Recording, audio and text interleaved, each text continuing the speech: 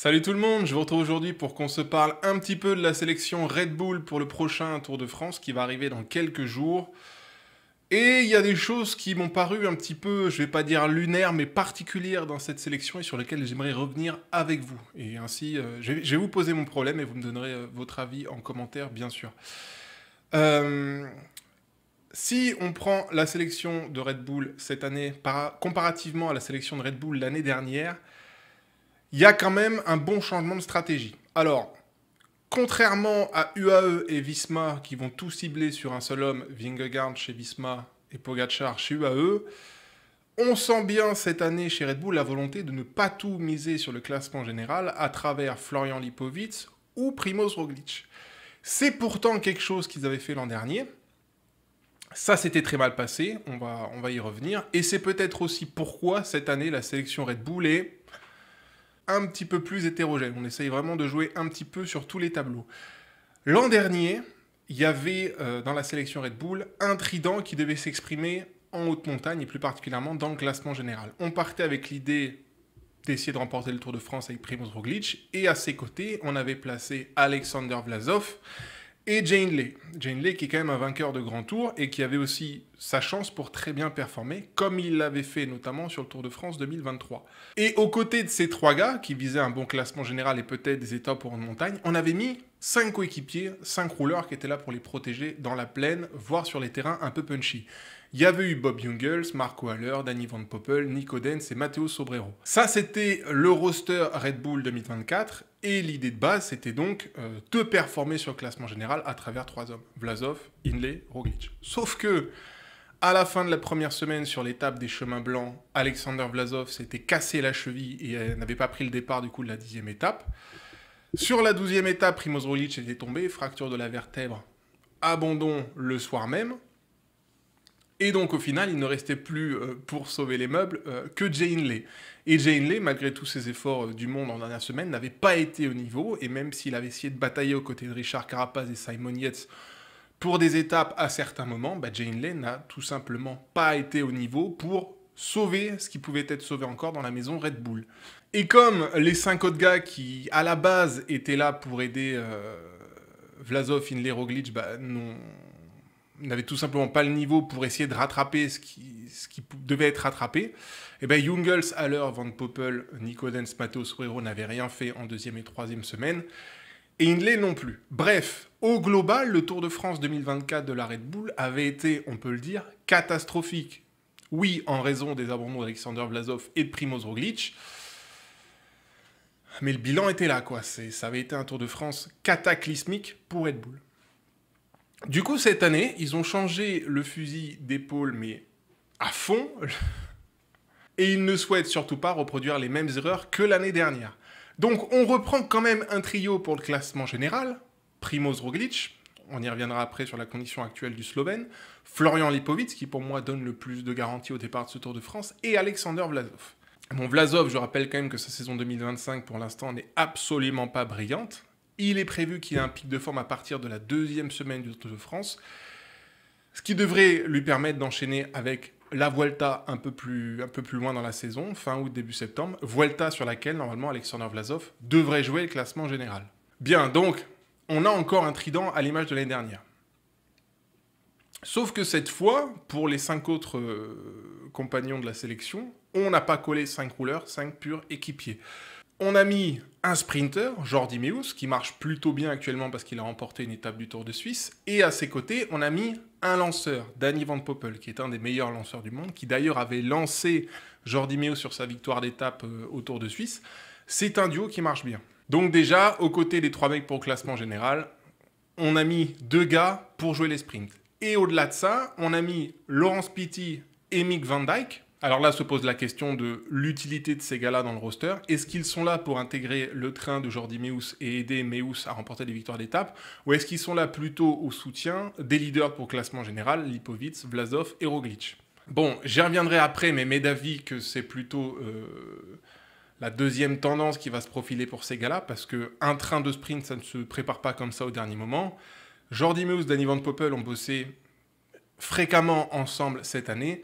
Dans le cas de Mick Van Dijk et de Laurence Pitty plus récemment, ils étaient sur le Dauphiné, là où Jordi Meeus et Danny Van Poppel étaient sur le Tour de Suisse. Donc de fait, a priori, ces deux gars-là devraient jouer les coéquipiers pour les leaders du classement général. Et enfin, ils ont mis un espèce de couteau suisse pour compléter ce roster, en la personne de Gianni Moscon, qui devrait un petit peu prendre le rôle qu'avait eu Bob Jungels l'an dernier, à savoir aider un petit peu ses leaders sur tous les terrains, punchy et plein, et peut-être aussi pour jouer le rôle de capitaine de route, même si dans le cas de Gianni Moscon, et c'est là que j'ai quand même pas mal de questions par rapport à cette sélection, Gianni Moscon, on y reviendra après, mais il fait une saison absolument fantomatique, il sort d'un Tour d'Italie.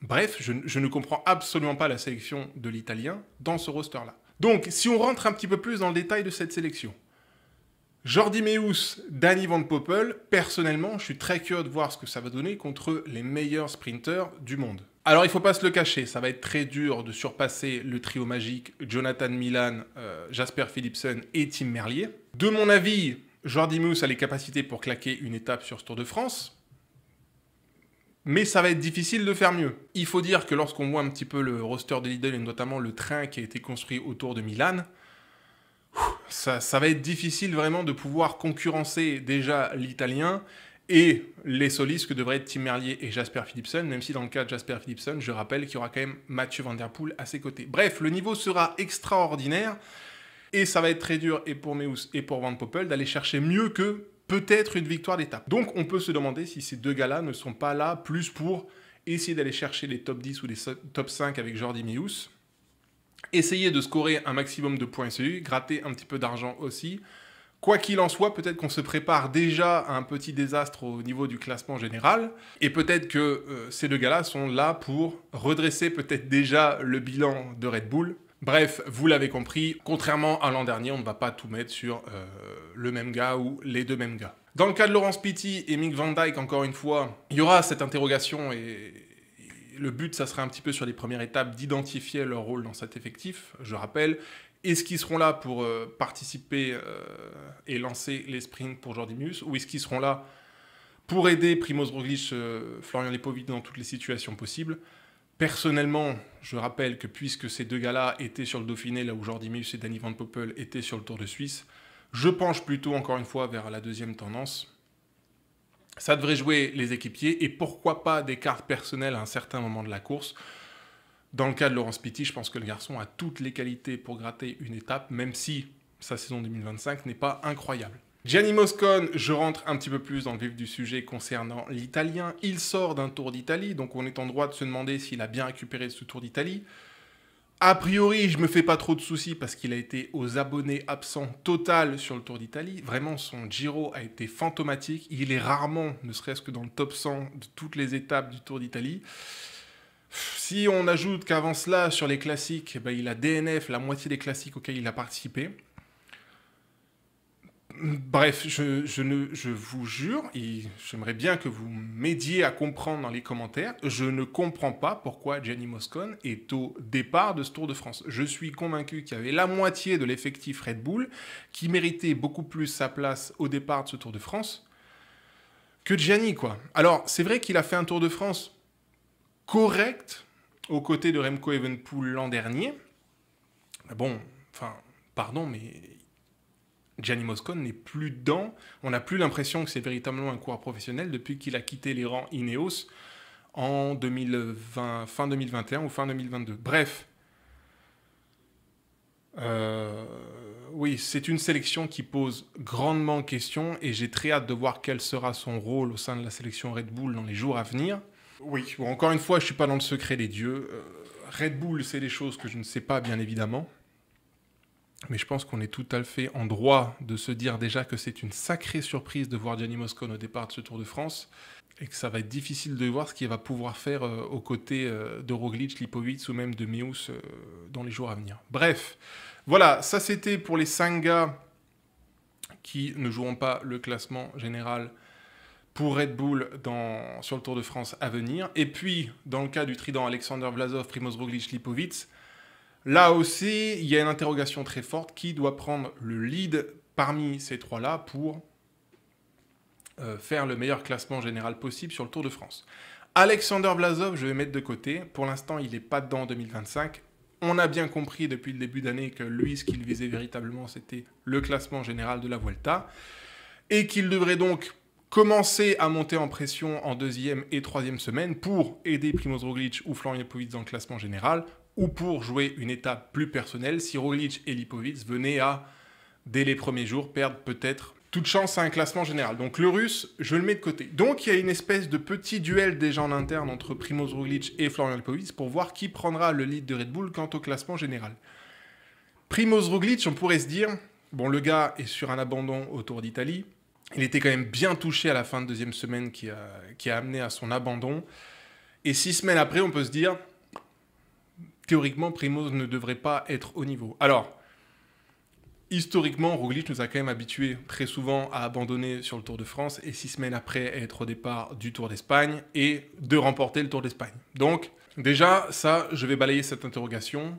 Je pense aussi qu'on peut faire confiance à Red Bull pour aligner Roglic au départ du Tour de France dans les meilleures conditions possibles. Si Roglic ne s'était pas senti de jouer un classement général ou quelque chose, quoi qu'il en soit, sur ce Tour de France, je pense que Primoz n'aurait pas pris le départ. Donc, déjà, Roglic, a priori, ça devrait le faire. Pour jouer quoi? Alors, être au niveau de Pogačar et Vingegaard, je pense que déjà, on peut mettre ça de côté. Il y a vraiment 2 extraterrestres dans le milieu du cyclisme actuellement. Et Roglic, le mieux qu'il puisse aller chercher sur le Tour de France à venir, je pense que c'est la 3e place. Plus logiquement, un top 5. Eh bien, ce constat, on peut le faire exactement le même pour Florian Lipovic.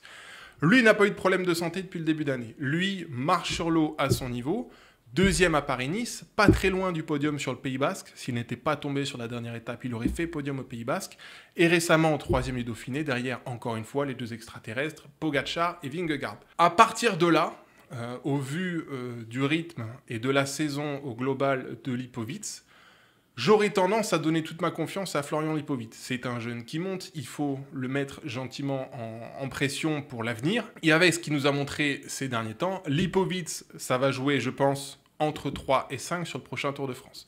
Dans le meilleur des mondes, ça fait 3. Quoi qu'il en soit, il sera à la bagarre avec Joao Almeida, Remco Evenepoel ou peut-être Matteo Jorgensen pour jouer le podium. Donc voilà, Red Bull dans son ensemble ne part pas à nu sur Tour de France sans objectif majeur, mais on sent bien que ça veut jouer un petit peu sur tous les terrains, peut-être aussi en prévision d'un cataclysme à venir en première semaine, ou en 2e et 3e semaine si Lipovic et ou Roglic ne parvenaient pas à bien performer au niveau du classement général. Donc au global, Red Bull sur le Tour de France 2025, ça va miser sur 4 gars, Jordi Meeut pour les sprints aidé par Danny Van Poppel, et puis pour le classement général et ou les victoires d'étape, on aura ce trio, Florian Lipovic, Primoz Roglic, Alexander Vlasov, avec l'objectif d'atteindre le meilleur classement général possible. Je le répète, les 2 premières places semblent être déjà trustées avant le départ, sauf accident. Et donc, le mieux, ce serait le podium. Et dans le pire des cas, un top 5 est tout à fait accessible au vu de l'historique de Primoz Roglic, au vu des qualités récentes que nous aura montré Florian Lipovic. Dans le cas d'Alexander Vlasov, encore une fois, je pense qu'il jouera les étapes en 2e et 3e semaine si ça se présente, mais le cœur de sa saison, ce sera plus le Tour d'Espagne en fin d'année. Quid de Laurence Pitty, Mick Van Dijk et Gianni Moscon? Écoutez, on verra dans les premiers jours quels seront leurs rôles, mais a priori, jouer les équipiers pour tous les autres. Voilà, on s'en parle en commentaire. N'hésitez pas à me donner votre avis sur la sélection de Gianni Moscon, que je trouve curieux, sur la sélection de Primoz Roglic, et ce dont on peut attendre du vétéran slovène désormais.